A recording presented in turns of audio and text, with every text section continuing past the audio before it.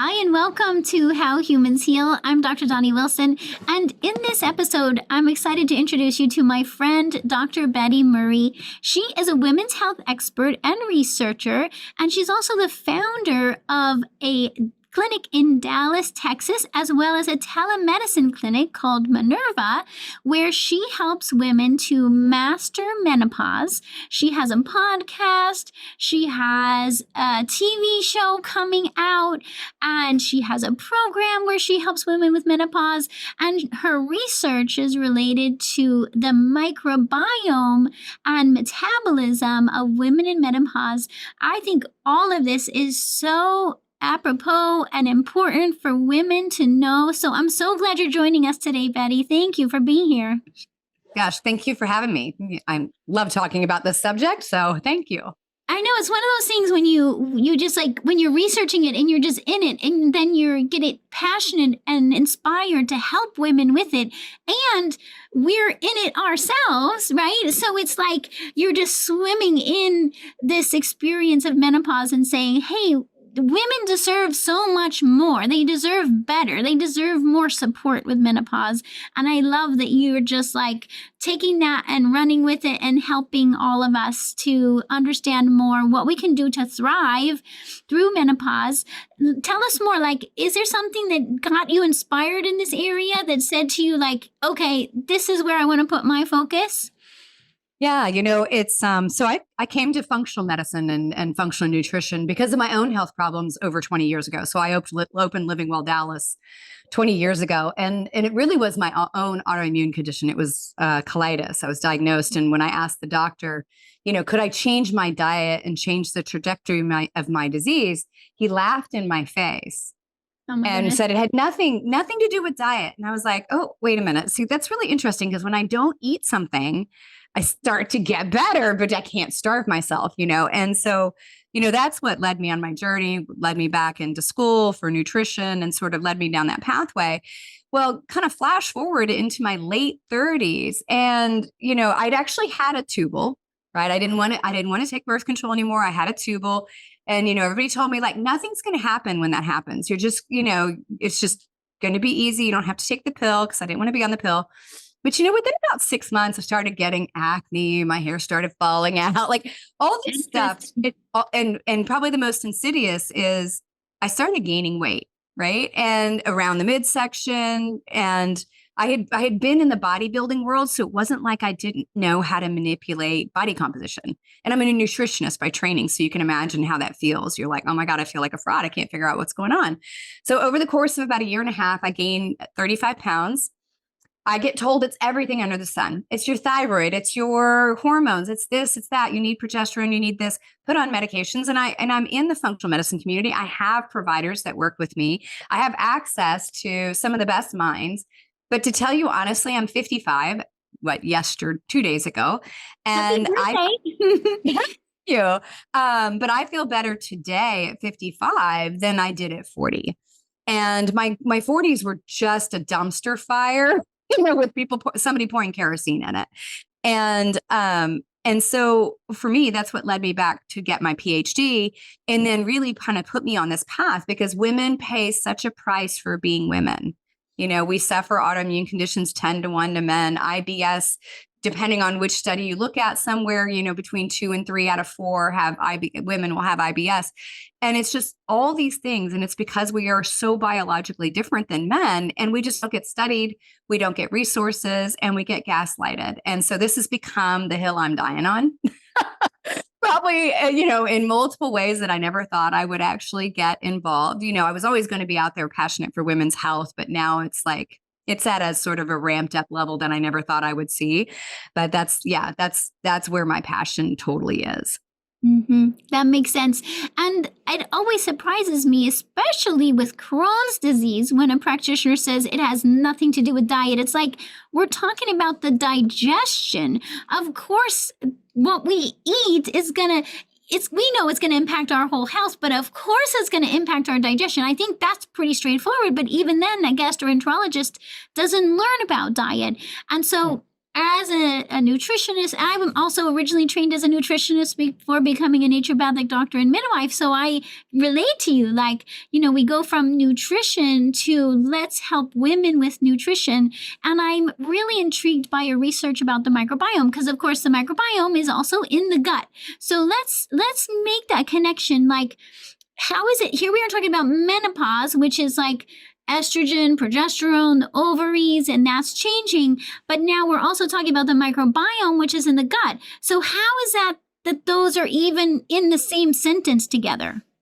Yeah. So I think it's really important to understand that we have a microbiome in every tissue of the body, right? There's microbes all over the body. So yes, we think of the microbiome that's in the gut, the 3 to 4 pounds of bacteria that we have in there as, and it is primary for sure. But we have a symbiotic relationship with these mostly probiotic organisms, and they help us do a lot of things. And I think what people don't understand is the food that you eat in most instances are acted on by the microbes before you get a chance to absorb any of the nutrients. So you get what the microbiome leaves for you. They do right? it. They get to the food first. Right, exactly. And so, I've always been fascinated, obviously, with digestive problems. It's always like, what's going on? What can I change? And so I've always been fascinated by the microbiome. But, several years ago, back in, I think it was 2011, Patel and Blazer came out with a study where they were doing is when DNA research started to hit the ground, particularly with the microbiome. Because the thing people need to understand is old school stool testing, or the kind that your gastroenterologist does, is a culture, right? So they get a sample of your stool, they put it in a petri dish, and then they look for what grows. Well, 80% of the microbes that are in your gut will not survive an exposure to oxygen. They're going to die. You can't even see them on the culture. No, your doctor's like, let me culture that. Like, oh, woohoo, you're going to get like nothing, right? Mm-hmm. So, and so we had to wait for DNA technology to get good enough to start identifying these bacteria. And actually, we're still learning a lot. Like that identification process we've gotten better, but we're not by no means where we need to go. But all of a sudden we identified all these different bacteria. Well, they identified several bacteria strains that actually produce an enzyme called Beta-Glucuronidase. And that enzyme actually exists in the human body. Our lymphatic system makes it, our bones make it. It's part of an enzyme pathway that we have in our gut, in our body. But these microbes make this Beta-Glucuronidase. And what it does is it liberates estrogen and other estrogen like compounds, also things like toxins that are slated to go out in the stool, right? So they get trapped in the bile, they get wrapped into the stool with fiber and all that other stuff, and they're supposed to go out with the trash. Well, these bacteria liberate that and allow it to get recirculated into hepatic recirculation. So that's going back through the liver and going into the bloodstream. And I was like, okay, that's fascinating, because you think, okay, number one, nature is usually always symbiotic, right? Even I was reading an article today about sharks and how the overfishing of sharks is starting to ruin the ecology of different oceans. Mm-hmm. So something we think of as a bad animal is actually necessary. Totally necessary, right? And so we always have this sort of black and white thinking. So everything in nature exists to create homeostasis or balance, right? In most cases, there's always this equilibrium attempt by whatever natural system you've got to sort of fix it. So, I look at it and I'm like, okay, so why does that exist? Well, when you look at age groups, right? So small children, infants, don't make much beta-glucuronidase. They don't grow naturally. Let me rephrase that. A natural, healthy child that's been breastfed and vaginal delivery, they don't have a lot of microbes that make beta-glucuronidase. But as we shift and get older and hit where we're starting to menstruate and we get to the point where we're having cycles and reproducing, we see more of them. But then, even more interestingly, the bacteria, the estrobolome, the bacteria that produce beta-glucuronidase, grows significantly in menopause. Significantly, like a whole different set of microbes. And, that is what got me fascinated, because I'm like, what is it they're doing, and why is it beneficial for them, and why is it beneficial for us? And so the idea was that beta-glucuronidase, this particular enzyme, which happened to be one of the world's expert on it because I studied it, and no, not many others have, has always been perceived as bad. Right. So it's in research, it's been associated with colon cancer. It's been associated with drug-induced toxicity. It's associated with chemotherapeutic drugs being toxic. It's associated with breast cancer and prostate cancer, not as closely, but we have associations. And so you look at that and you go, well, why? Okay, so it allows things that should be going out to the trash to get recirculated. That would make sense. Okay, those are things that we don't want in the body, but they're getting to recirculate. But that doesn't explain why we see it increase in production by the bacteria as we get into our 50s and 60s and beyond. And what the research sort of points out is that shift in the microbiome, the increase in beta-glucuronidase, is possibly and probably a shift to try and allow for more estrogen to get recirculated while the ovaries are petering out and losing the capacity to make estrogen. Interesting. Right? You know, that there is this relationship between the microbiome and a woman's body where they both benefit from the circulating level of estrogen, and that those microbes grow to help what little might be going through there. Now, if our environment was fully organic and we didn't have toxins everywhere on the planet that look like, you know, basically bug pest control and bug birth control, we wouldn't have this problem. But now we have so many other toxins going through that look like these hormones that we're kind of overloading the body. But the truth is there's a relationship with our hormones and our microbes and our microbes and our hormones. You can't divorce them from each other. Wow. That's huge right there, to just realize that our hormones are in communication with the microbiome and vice versa. And we can't just be thinking of estrogen by itself or even estrogen and progesterone without automatically thinking about what's happening with the microbiome. How are they talking to each other? Right. Well, and the thing is too, so obviously that particular enzyme made by the bacteria, the estrobolome, affects whether estrogen gets recirculated or not. But estrogen's not the only thing that gets conjugated, or what basically I like to think of it this way is when you go to get rid of estrogen or any toxin, your body doesn't break it apart. So when I first learned about biotransformation, to me, it was kind of like a broken chair, right? The chair is broken. I can't get it in the trash can because it's too big. So I'm going to break the other legs off of it so I can shove it in there, right? That's what I thought of, right? But our body does an opposite effect. What it does is it's adding things to the toxin that it needs to get rid of. So I think of it as I have this molecule of toxin. So anybody that's listening, you won't be able to see me, but imagine I have a pen that is leaking and I want to get rid of it. The body, in order to detoxify at each stage of that process, which in the liver is a multi-stage process, it's taking a wrapper and wrapping it around it. Glucuronidation, methylation, you know, all of those things, glutathione conjugation, all those things. It's a different colored wrapper. So in order for us to detox it, we have to put multiple colors of wrappers on the toxin, and they must go in order, right?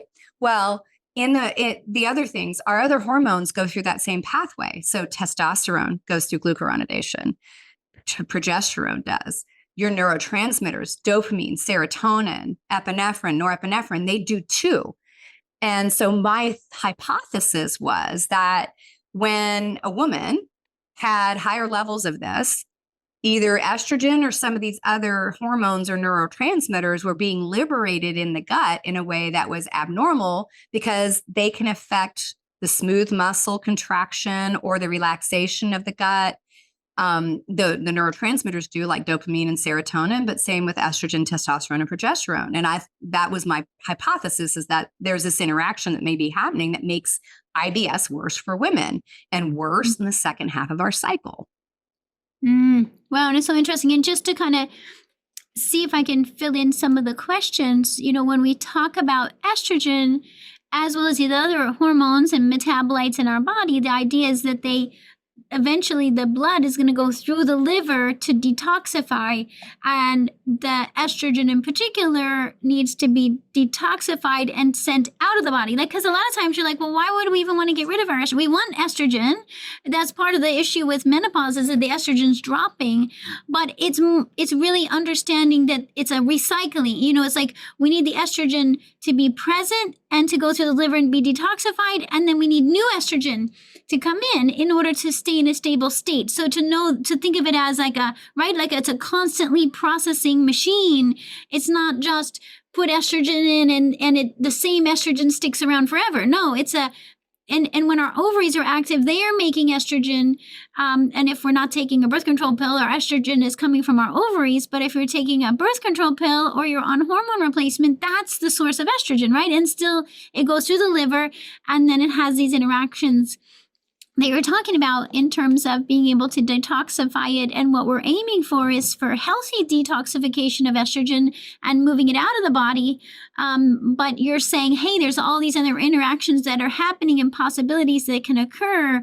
And if to the degree that we can understand that, and we can then make choices that could influence that, right? Like what did you find around that? Like, how could someone then say, hey, what's my best strategy to maintain the healthiest glucuronidase for my age, for example, and my healthiest microbiome for my age?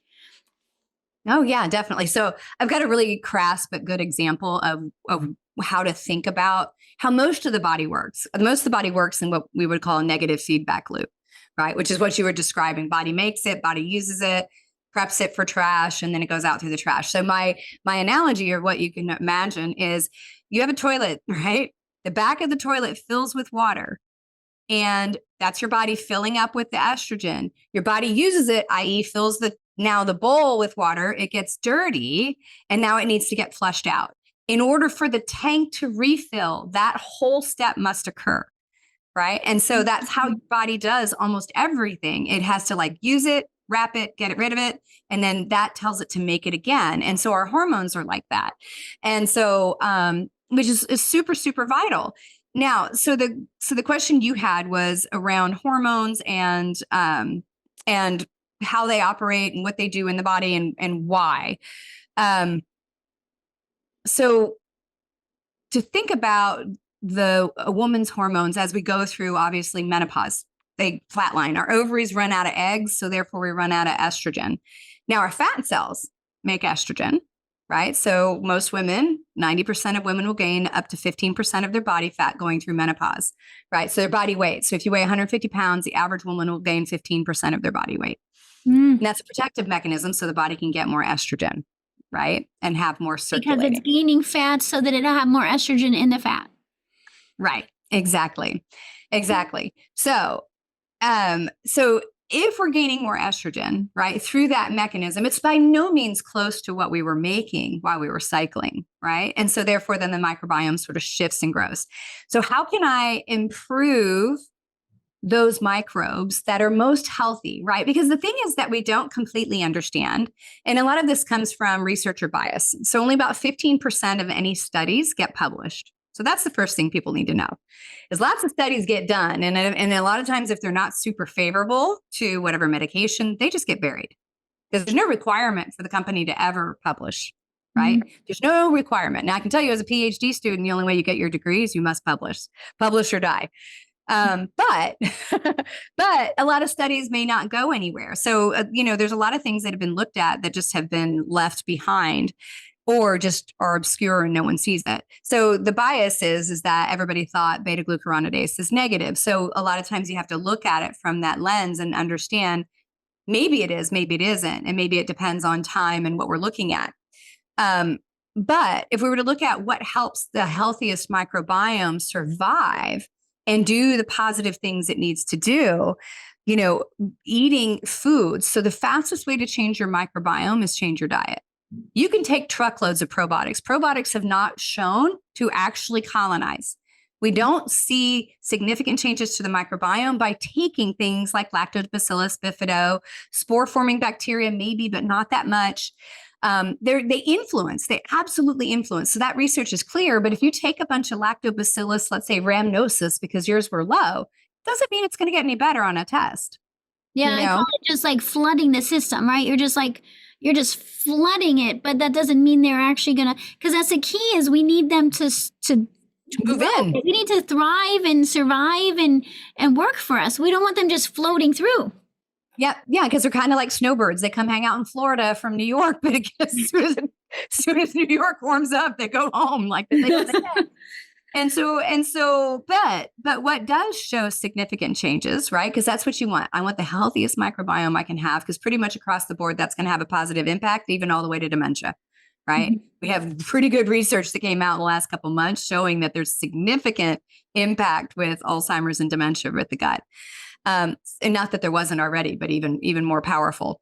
So the foods that are most powerful at shifting the microbiome to a positive grouping are your fermented foods, right? Fermented foods like resistant starch and fibers and complex carbohydrates, because they are the food source for the healthy microbes. High polyphenolic foods, high phenolic olive oil, things like pomegranate, kiwi extract. Who knew that they were super kiwi fans, but they love that stuff because Really? that's yes.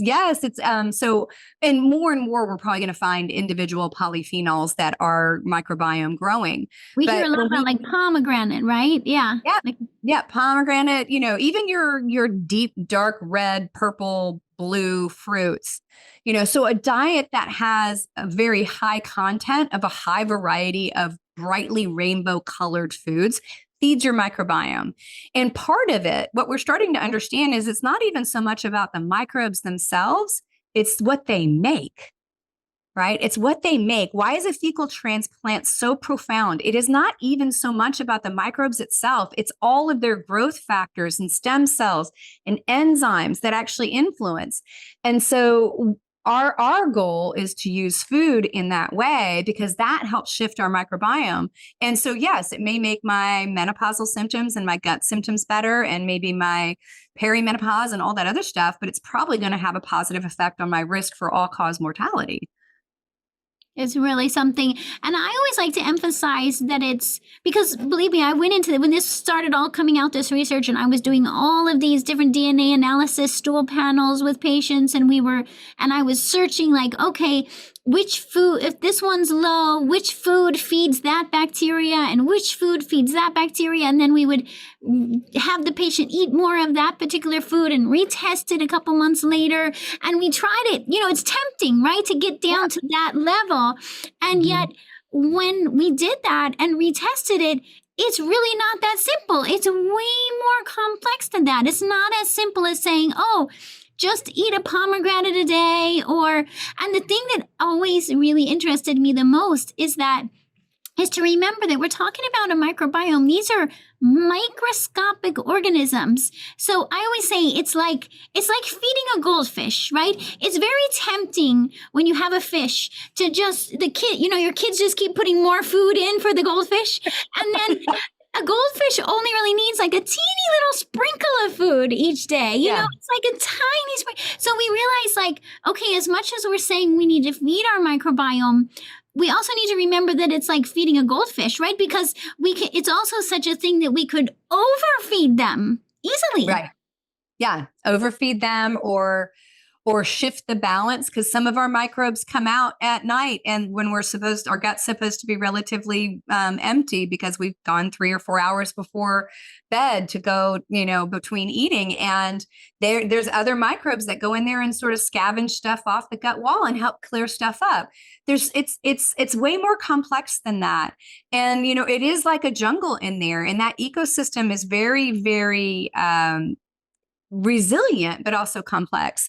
And I think, for all the advances we've made, I love functional medicine because we are early adopters, and we're like, okay, research is going this direction, let's go. Because the reality is traditional medicine is at least 18 years behind in capturing anything. And the only way we move the needle forward is that we are early adopters of the breaking edge kind of research, so we can keep moving it forward. So we're always getting better at it. But it's, it's just looking at just the DNA to identify the microbes. I'm like, actually, that's not nearly as important as identifying what they're making. Like, Yeah. that Are they making histamine, cadaverine, putrescine? Are they making, ammonia? That's a different story. And it's just, we have to just wait for commercial technology to come together where we can actually get that kind of data. But I think people need to understand that we have an extraordinary amount of power in how we eat to influence our health, either for the better or for the worse. And extreme dieting, I'm sorry, carnivores, that if you want a bacteria group that will produce a ton of beta-glucuronidase and inflammatory byproducts, eat a carnivore diet for a long time. Mm-hmm. You will kill off your good bacteria, right? And on the other side, if you have a 100% plant-based diet, it has a whole other set of concerns, right? Right. It goes both ways. It's like either way, we weren't designed to eat in these extremes. We were designed to eat seasonally, opportunistically. So that means that we were eating a lot of variety and that we ate a lot of plant food, and we ate meat, but we were never exclusive a meat eater. We would never have made it this far. We would have been a much smaller population. Yeah, that's such a good point, because I think as humans, it is so tempting. Again, that black and white thinking you were mentioning, we think, oh, we're looking for that quick fix, so it's that we're going to do, extreme fasting, or we're going to do, it is all or nothing, right? We're going to do all animal protein or nothing, and we're going to do zero carbs, or we're going to do, and every time we pull to any of these extremes, it's tempting at first, and you might see initially some shifts, but in the long run, you're likely to see shifts in your microbiome that end up causing other symptoms later, would you say? Right.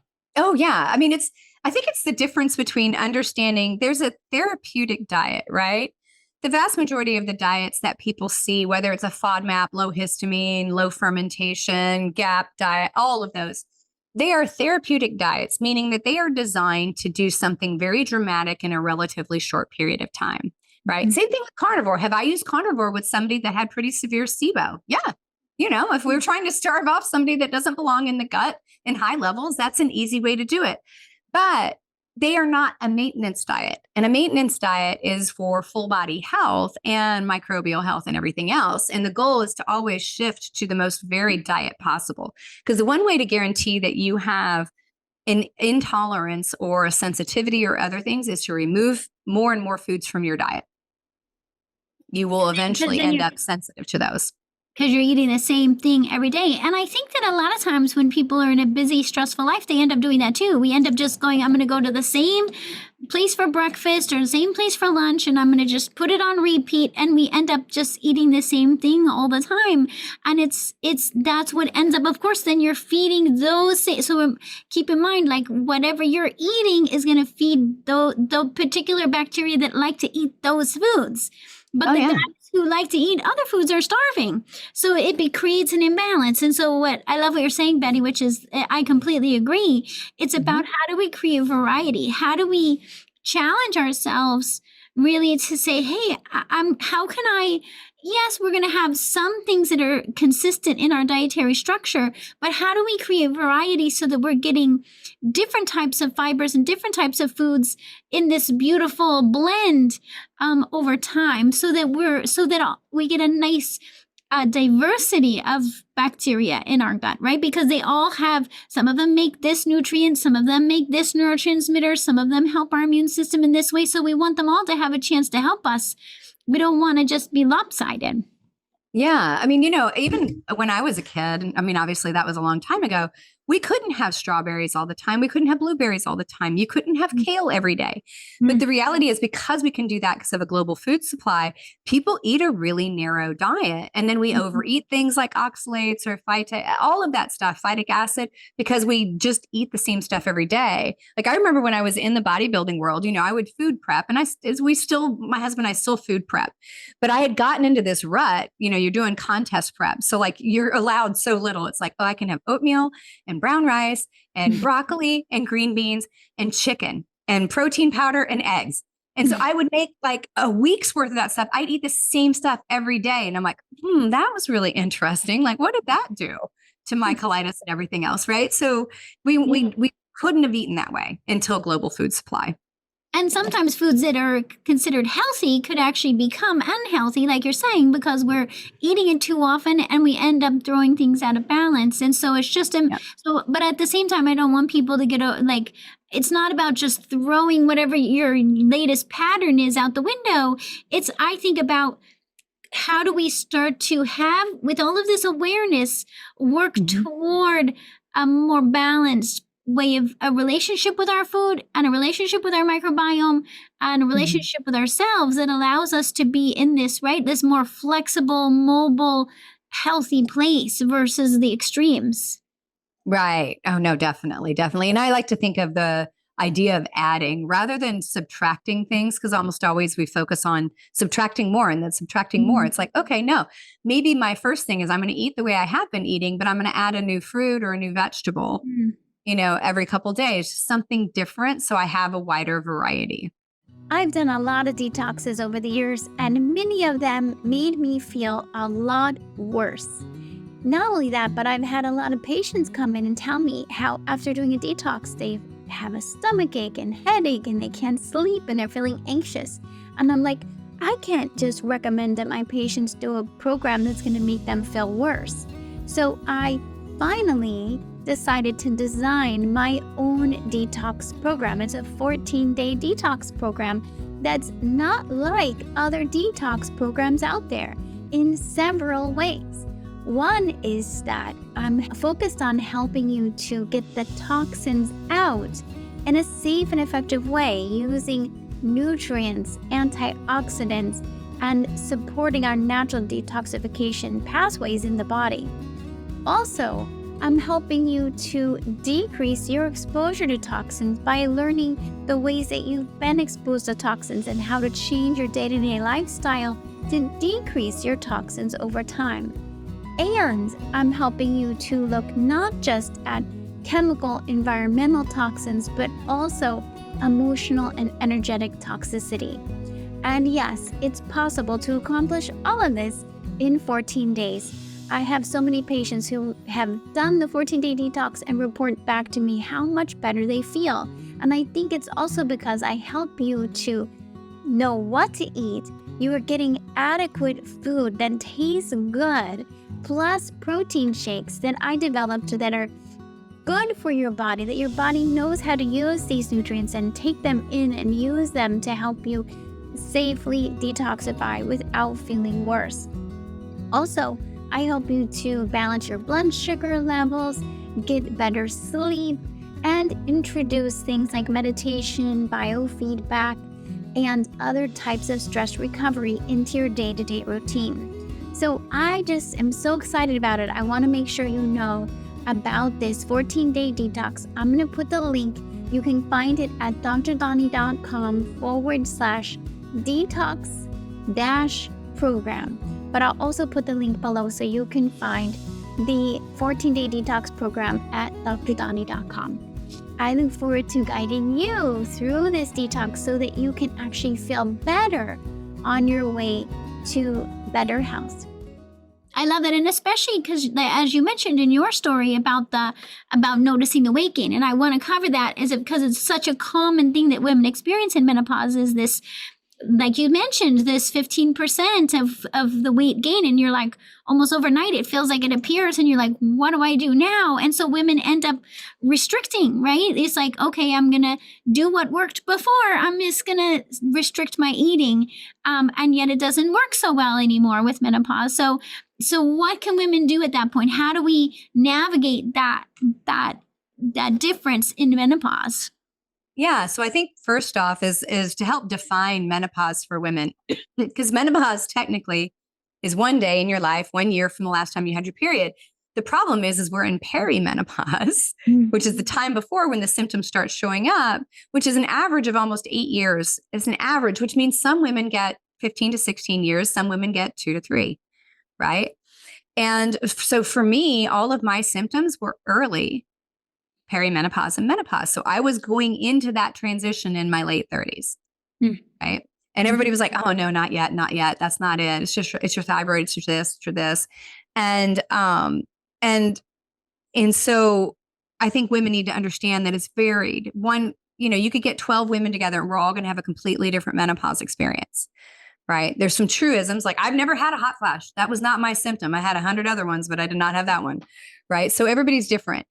One of the most insidious things that happens is we get two very large changes in our body. So first is women, when we go through menopause, we have to understand that estrogen in particular is kind of like Goldilocks. We need the right amount, not too much, not too little.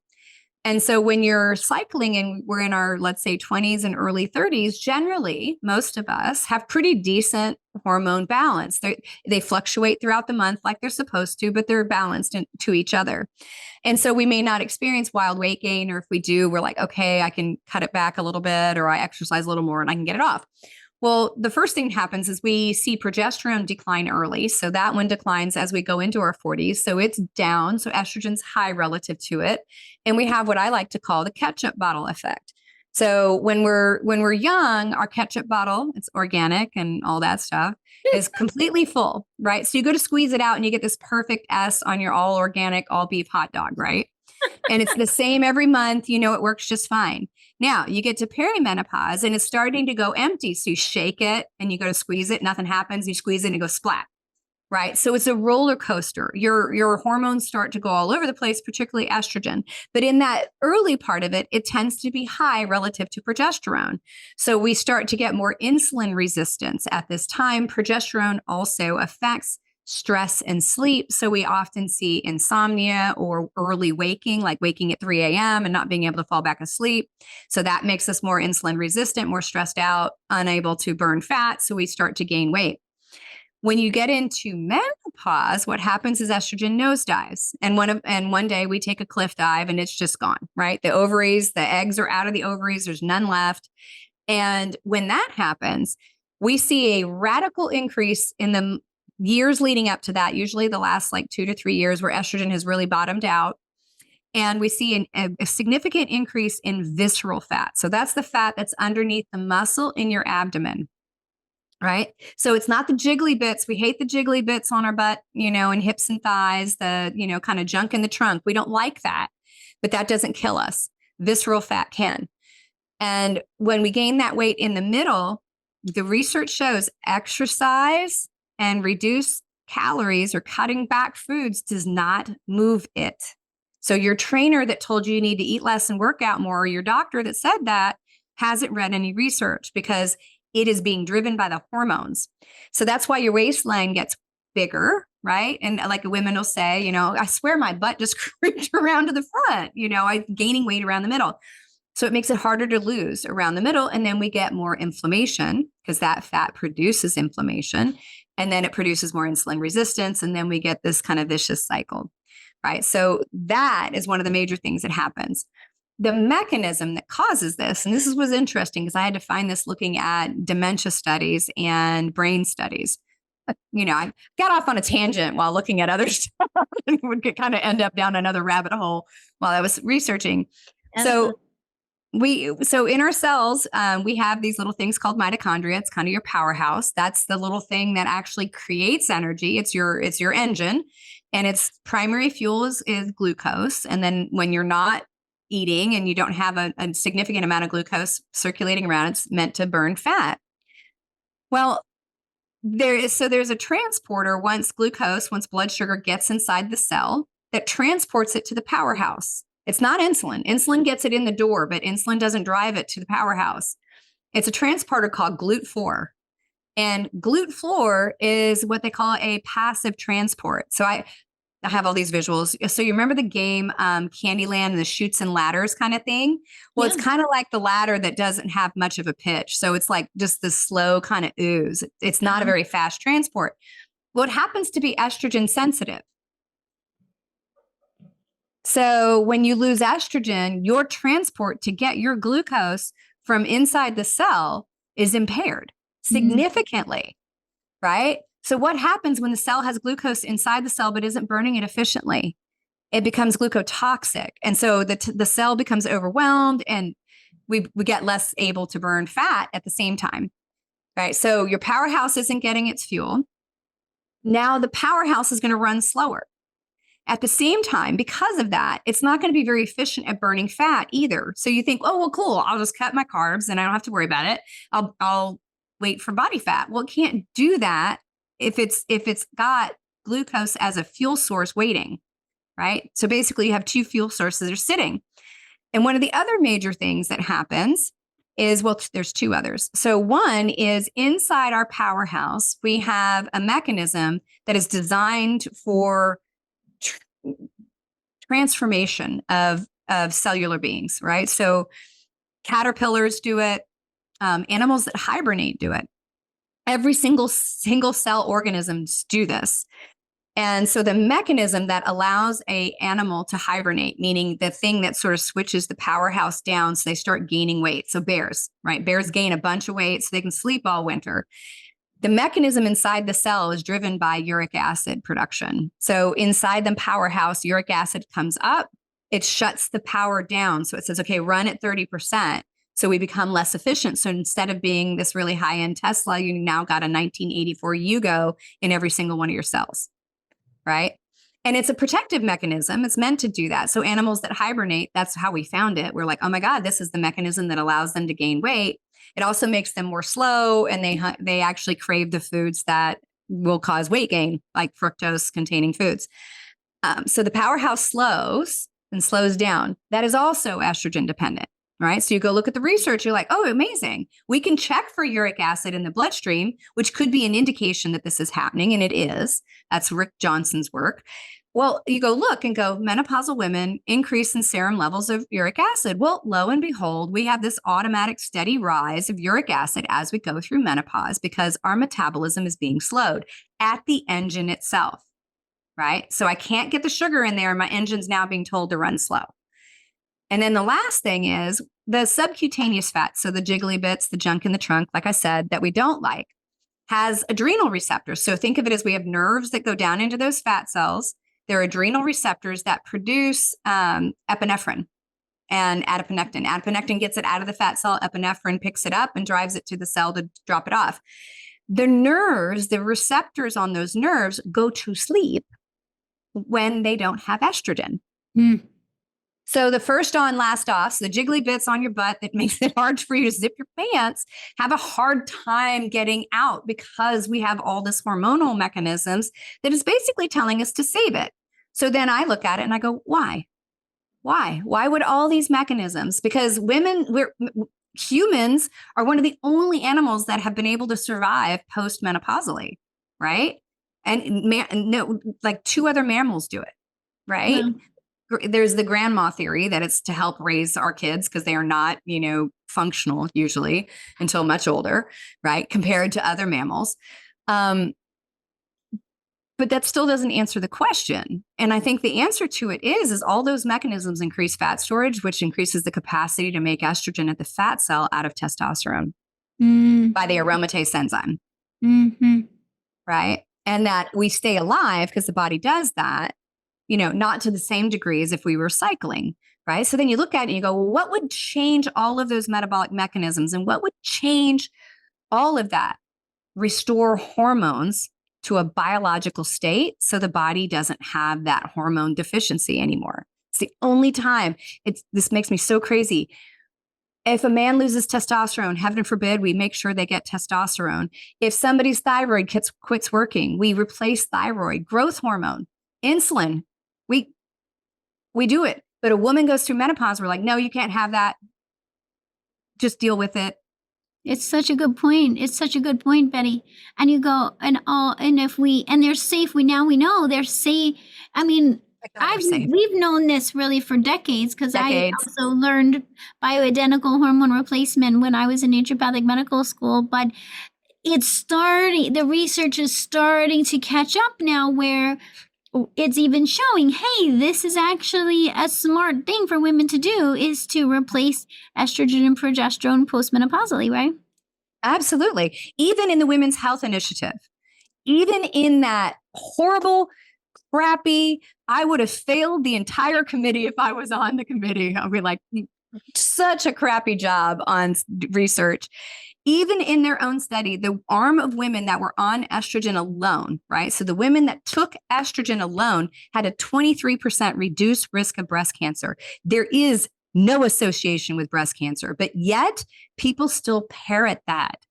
And it's just, it's like, obviously I'm super passionate about it. Like, I just want to scream every day, because we basically robbed, the boomers should be pissed. We robbed 20 years of health from women.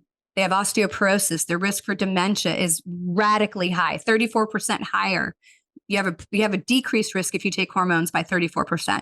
Like, we have all these women that are pushing the envelope on illness, cardiovascular disease, and everything else because they were told it would kill them. 100% of women go through menopause.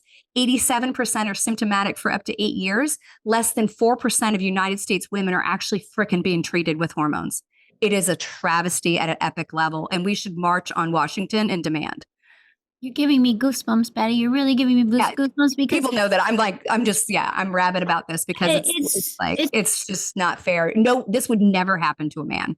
Sorry. I'm really glad you are saying this because I think that what I hear from women is that there is such a fear. That fear has been so pushed and so pushed as a truth that I'm sure women listening right now are still in shock saying, wait a minute, that wasn't true. That I was lied to about estrogen all these years, all these decades. Yeah. And so, for you to be able to say, wait a minute, it's actually the lack of estrogen that's leading to the health issues, not the delivery and the replacement of estrogen that could be helping us. Yeah. I mean, here's the thing. So let's think logically. Like, I'm a scientist and I'm also a daughter of an engineer. Right? So I love it. Those are good qualities. I was not allowed to come in with beliefs. I needed some facts to show up, right? I couldn't defend myself with my beliefs.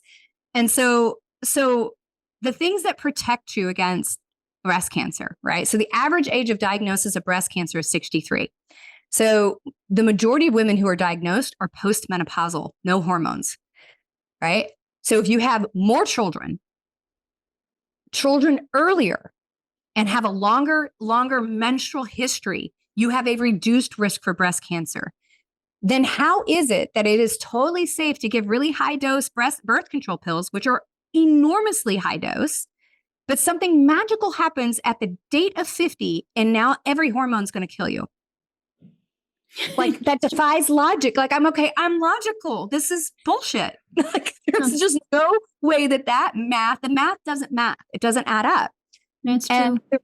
And the reality is I think the other thing is women are also being told they're going to get really high doses. And I'm like, actually, the standard of care in a bioidentical menopause method, trained clinician that is functionally medicine minded is probably replacing about 10 to 12 to 15% of what you made on any given time. Yeah. That's all we need to be biological, right? Our estrogen levels at ovulation can reach over 500. Our estrogen levels in the second half of our cycle, every freaking month, 250 to 400.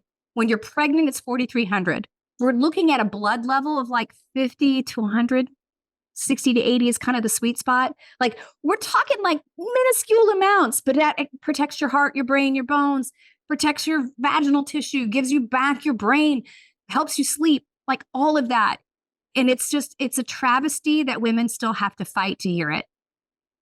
It's so true. And I'm seeing that, and I'm sure you're seeing this now too, that there are more and more even sort of like, I guess I would say conventional or standard medicine gynecologists and endocrinologists who are realizing and seeing this research and starting to prescribe more hormone therapy for women. And yet oftentimes what I see is that it's like a cookie cutter approach, like, okay, now everybody is going to have the same. And here again, like we talked about with the microbiome, we're all so unique and how do, so I always like to emphasize, like, the hormone replacement needs to be individualized as well. It's also not about being one size fits all with these hormone replacements either. No, actually, there's a study that released last week by Louise Newsom's group out of England, looking at, because the standard of care in England is, again, we don't give it to women because they just need to deal with it. But the standard of care is very low doses, right? And in this study, they looked at therapeutic levels and found that for many women, the therapeutic level was going to be higher than the absolute low dose that's generally recommended, because the FDA has approved hormone replacement for the treatment of hot flashes. Right. So it's symptom suppression. So even the Menopause Society, who I think, they're doing a good job, but the reality is they need to get into this decade in research and start moving forward and stay ahead. Right. Yes. The reality is it's not just about suppressing symptoms. It is actually about reducing your risk of dying early or actually having a really crappy health span. Like I go see my mother every day in assisted living center. There are not a lot of men in there. It's all women. It's all women. They spend, way more years in assisted living than men, because we live longer, but we live crappier. Isn't that something? It's very eye-opening, right? When you go in and you see what's happening to women, like you're saying, these are the women who were told not to do hormone replacement. And now what does that look like for them in their 70s, 80s, 90s? What is that looking like? Yeah. They've got osteoporosis. They've probably fallen. They can't walk, or they've got dementia, or they've got advanced cardiovascular disease, CHF, like all these things. And so the reality is the guidelines need to be rewritten to get to true therapeutic levels where you're testing. Like we test every patient before, during, while. We also test for how you metabolize it. Again, that was my research. Like, how do you package this to get it out? Right? Can I get rid of it well? Because that's going to impact a bunch of other things. And it should be individualized to the person, to the symptoms, and also the biology. Because just because you don't get hot flashes doesn't mean you actually benefited. So I'll give a really good example. I met with a woman. She's seeing people in my office. I don't prescribe. I'm a PhD. I'm the thinking side of medicine, not the prescribing side. But I have people obviously who do. And so we see this woman, and she'd had a DEXA about 9 years ago, had not had another one because doctors are not doing adequate, proper care of women and preventatively checking it early enough. And it was good before. And she had been put on bioidentical hormones by a well-meaning physician years earlier. And so I said, okay, great. Let's make sure you get a DEXA, because we have a DEXA in our office, and we got labs. So we sit down with her and we start going through it, and her DEXA had gotten significantly worse, right? So she went from being within normal limits to osteoporosis. Well, the leading cause of loss of bone is the loss of estrogen. It's menopause. All women are losing bone. It's just to what degree and how fast. So she was eating right, lifting weights, using weight vest, getting plenty of protein, doing all the lifestyle things that you could think of to do that. Lo and behold, we check her estrogen levels on labs, and it was 32. And her doctor had always told her as long as she didn't have hot flashes, she was fine. And the reality was she was under therapeutic dosing, period, full stop, not getting any benefit, right? And I look at that and I go, okay, how many doctors are out there well-meaning? Thank you. But please, for the love of God, we have the ability to do math, do some science, run some labs and confirm, right? You don't give somebody a statin drug. We won't even get into the argument for or against those, and then never check cholesterol again. But yet we look at women and we're like, you're not bitching anymore. So you know what? Go away. Right? It's really shocking to me. I completely agree. How can we be putting in a hormone, swallowing a hormone or putting it on our skin, and then never assessing the dose or the metabolism of it? And yet the testing that we can use to evaluate that isn't even part of the standard of care. So if you're going to a gynecologist, and even if they give you a patch or a prescription but it's under your insurance, they'll cover it. They're not going to cover this. So you just have to, I think right now women have to realize, now maybe in 50 years, this is going to be covered, But right now is when it's your life and when it's important to your life. And Yeah. so right now is when it's important to invest in saying, hey, I deserve to have, even if my insurance doesn't cover it, even if my standard doctor doesn't order it, I deserve to have this information. I'm going to go get access to it. And this is why I agree. This is why this is why I run a clinic where it's where I give women access to this hormone replacement, to the testing, because I know it's not available and I believe women deserve access to it. Oh, absolutely. So the important thing for people to understand is, so CMS is the governing body over Medicare. CMS sets the standards in which commercial payers like Blue Cross, United, Aetna, all those companies then decide what they're going to cover. So in CMS guidelines, they say that they do not pay for or cover at all anything that is the prevention of disease or the improvement of health span. Period. Full stop. Hormones are considered that. Much of the things that we really need are considered that. That's why it's not covered. And so your Aetna and everybody else and Blue Cross, all of them, they aren't going to cover it either because they say it's only to suppress symptoms of hot flashes. It's not to actually reduce your risk of dying later, right? And the reality is, here's the even more insidious reality, is statistically, all of those costs medically are going to get hit by Medicare because we don't usually die until after 65. Blue Cross, United, and all these other people aren't going to pay because they know they're not actually going to incur the cost of your disease later on, because that's the government and the U.S. taxpayers that pay for it. So it's like your car. You own your car, you pay for your car. You pay car insurance for when you wreck it, but it doesn't change your tires. It doesn't change your oil. It doesn't replace your windshield wipers. That's your job.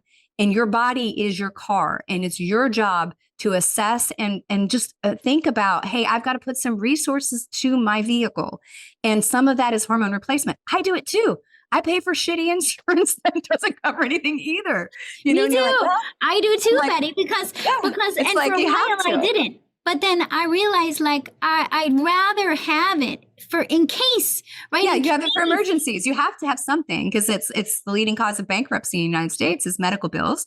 But so you have to have something. But the stuff that we had when we were, 20, I remember when I was 20 and that's where managed care came out. And it was like, oh, it cost me nothing. And but that's not the reality anymore. It's really expensive and it covers nothing. And we just saw with the killing of the United CEO, there's a major problem there. And they're racking up world-class, never seen before, billions of dollars of profitability because they're doing it on the backs of you being sick but not dying. And so the reality is you just have to say, okay, I'm going to make some resource assessment and put some things towards myself. And it might mean less Starbucks, less Target. I mean, I don't know. After the last election and everything else, I'm like, you know what I'm going to do? I'm going to not be a consumer for a while. So my husband and I made a commitment to like not play the game. And it was like, okay, so I'm going to quit buying crap that I don't need. So, to just think about where that money goes. Because we have a lot that probably, I know for me, I was like, wow, I have a lot that just sort of just goes, and you don't think about it. Well, and And I I'm just think this is a really important topic too. I'd love to ask you, Betty, because I know you are such a brilliant businesswoman as well. Is that I think as women, we were not trained to think about our budget, especially our budget related to our healthcare. It was like kind of like that's for somebody else to figure out. And so I've been now realizing that helping to educate women in particular about how to not only prioritize ourselves and prioritize our health, but prioritize our finances for our own self and our health. And I don't know if you have any wisdom around that for women, how to start shifting those thought processes. Yeah. We got to remember that it wasn't that long ago. I mean, my grandmother was born in 1894 and she got married because it was a agreement between families. Love had nothing to do with it. That was a business arrangement. So, like in the late 20s, that was a business arrangement. So the idea of being married for love is a new concept, right? Well, so you got to remember, we've got millions of years of women being sort of gendered into this role of we're here to take care of everybody else. I'm the therapist, mother, baby maker, just everything else. And then if there's anything left over, mom gets it in the end. Like I even remember my grandmother, she wouldn't sit down at the table until everybody else had sat down and started eating. And I would just sit there because I'm like, y'all need to put your forks down because she made the food, because I'm a feminist from the start, right? I was just like, make me mad, right? Because we were trained that way. So we got to remember that even if it were environments that taught us, we have this sort of gender background that we've been sort of pushed into. And I think the biggest thing is women have to understand, in order for you to be there for your people, you must be healthy, right? If mama's not healthy, nobody in the family will be, because everything does fall back on you, right? We have all those unseen hours and time that we spend being the extra on top of what else we're doing during the day, which many of us are also earning money, if not becoming breadwinners, right?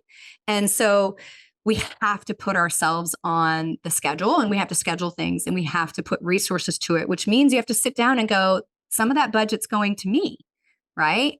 And if you have somebody gatekeeping it, it might be some really, confrontational, potentially conversations about where money is or isn't being spent. Because the reality is you can't take it with you. If you don't spend it now, you will spend it later, but you will spend it on keeping a body alive that is failing. And you do not want to spend your resources that way, right? So it's pay now, pay later. And so I just look at it and I go, hey, I'm going to do the things now to avoid the nursing home of the future, because I don't want, really, honestly, if I'm dying from something, I'd much rather check out early and fast rather than do a Hail Mary and spend everything I ever had as a resource to try and keep my body alive. That's just me. So I'm like, okay, prevent it by putting resources to it now. Often it really isn't that expensive because there is all these other things. Like, how much is a Starbucks? $3.75 to $5.50? How many times do you go? Right there, that's a significant amount of money. Like, there's ways to do it where you don't have to break the bank. The other thing I think about too is our children learn not from what you say, but from what you do. Every action you have and do is what they're going to model. And so if you show your daughters that you don't mean anything, if you show your daughters that you run yourself in the ground for everybody else and you take crap off of everybody else and you don't do, they're not going to listen to you. They're going to repeat the pattern, right? So you can't tell them, you have to show them, which means you have to enable yourself to do it first. And I think that's where the rubber hits the road. That's how we start to change future generations, by teaching the right thing. And it's hard. It's hard to say, I matter. I'm a business owner. And I get up and I'm like, oh yeah, I'm supposed to meditate. I don't need to answer email yet. I have to force myself to do the things that I know are really important to my own health. Yeah. Yeah. Thank you for that. And it's such brilliance. And it is an area that I think the more we can talk about that and come together as women and share that, like that it is a struggle. It's a learning process. It's something new. It's different. And yet it's so clear that it's essential. And it's the time for us to create these changes and to create these shifts and support each other through it. And to realize that, hey, there's other options out there that you can choose, and that it's something that isn't just going to come for free. It's going to be something that comes because you're making that decision to prioritize and to invest in yourself and your health. And I wanted to come back to, like where you're, here, you and I both are saying, hey, we're seeing this need. We see it for ourselves, and we know we're not the only ones, that other women out there are needing this, and we want to help people. We want to help other women to also benefit from this. And so that's the reason why you have your clinic in Dallas, and then you're also your telemedicine clinic, to be able to say, hey, you can come and you can get support with this. And it's why I have also my clinic, so that I can, to say, hey, this is an area that we have the training experience to help you. So if you're listening and you're like, okay, I get it, I want help with this, now you have resources to get help. Betty, tell us more about like for people to contact you. And of course, I'll put this in the podcast notes as well, but how best for people to reach out to you, to learn more, and to find your clinic so they can see what that looks like, to go to a clinic where you can get this kind of help. Sure. So first, if you like to hear me rant and rave, you can listen to me on Menopause Mastery podcast. Put out something weekly. It's usually very science driven, but every once in a while I get on a soapbox. I'll admit it. I love it. Yeah. And so my telemedicine company, you can find us at gethormonesnow.com. And then my clinic actually in Texas is livingwelldallas.com. And then you can find me at bettymurray.com. Got a lot of emails, a lot of websites. Awesome. That's perfect. Well, we'll list them for everyone. And to just know that if you're on this path of realizing, hey, maybe there's something more. Maybe I don't have to just resign myself to menopausal symptoms and weight gain and the nursing home at some point. Maybe there's things I can do now to change this. Then here's some resources for you. And I also am happy to be a resource for you, and I'll put also links down below where you can learn more from me on this topic as well. Thank you so much for joining me today, Betty. It is so awesome to get to talk this through with you. Yes, thank you for having me. It's been fun. Yay. Okay, well, thank you, and I'll talk to you soon. And thanks everyone for joining us. If you're not already subscribing to How Humans Heal, I welcome you to join us for the next episode, and I'll check in with all of you again soon. Thanks for listening to How Humans Heal. If you liked this episode, leave a rating and a review. And for more resources, visit drdonnie.com.